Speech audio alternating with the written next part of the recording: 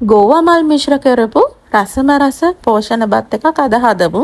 මේක මාස 7න් පස්සේ බබෙකුට දෙන්න පුළුවන් විදිහට තමයි මම හදන්නේ. මුලින්ම අපි ගෝවා මල් හොඳට සුද්ධ කරගන්න ඕන. ගෝවා මල් මේ වගේ පොඩි පොඩි කෑලි කඩාගෙන ඒකට ලුණු සහ වතුර එකතු කරලා ටිකක් වෙලා පැත්තකින් තියලා තියන්න. එතකොට මේ ගෝවා මල් එකේ තියෙන පොඩි පොඩි ජරාව සත්තු ඔක්කොම අයින් වෙනවා. ඊට පස්සේ මේ ලුණු ගතිය යනකම් හොඳට හොද ගන්න. මුලින්ම හාල් ටික හොඳට හොදගමු. මේකට මම අර්තාපල්, කහබතල, පිරිසිදු කරගත්තු මල් ගෝවා, ඒ වගේම මාළු කෑල්ලක් එකතු කරගන්නවා. කැමති එළවලු වර්ගයක් එකතු කරගන්න පුළුවන්.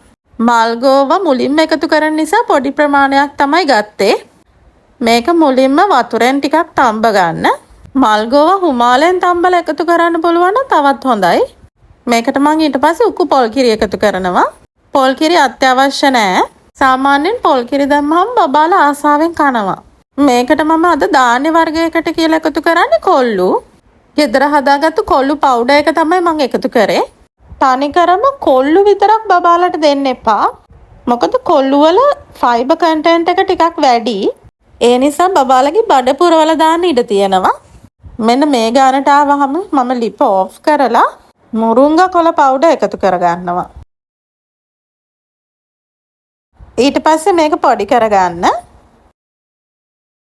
එහෙනම් තවත් රෙසිපි එකකින් හම්බ වෙමු.